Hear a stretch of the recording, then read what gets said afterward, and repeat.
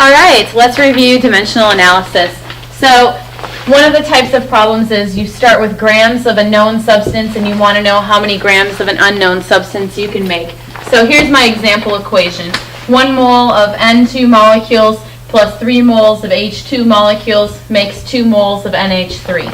So let's say, for example, that you wanted to know how many grams of ammonia, NH3, you could make if you started with 10 grams of N2. First step, always start by writing the number of what that you've got. Second step, always repeat that same thing down here because you want to set up some sort of a conversion to cancel out those units because you want to figure out how many grams of NH3 you can make.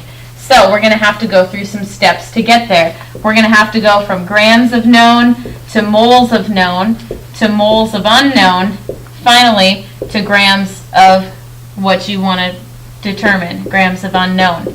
So first step, how do we get grams of nitrogen into moles of nitrogen? Well, we have to use our periodic table.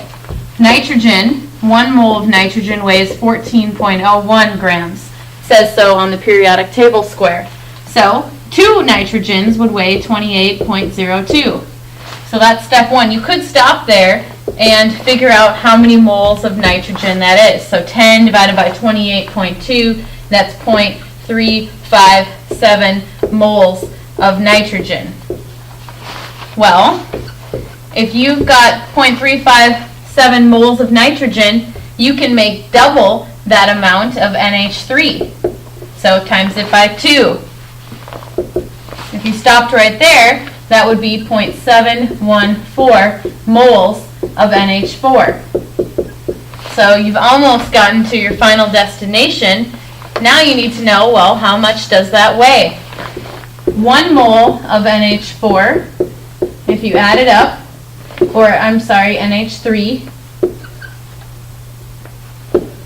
if you add it up, it's 1 nitrogen, which weighs 14.01, plus 3 hydrogens, each which weighs 1.01. Add all that up and it's 17.04 grams. So 0.714 moles of NH3 times 17.04 grams, you get your final answer, 12.2 grams of NH3.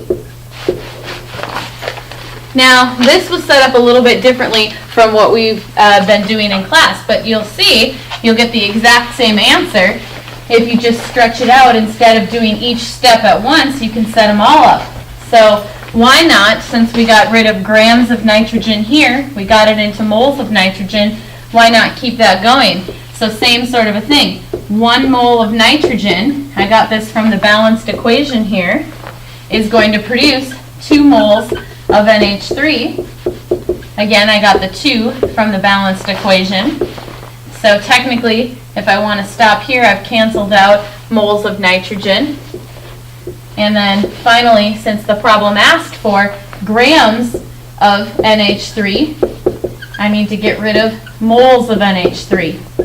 1 mole of NH3 is equal to, like we added up, 17.04 grams.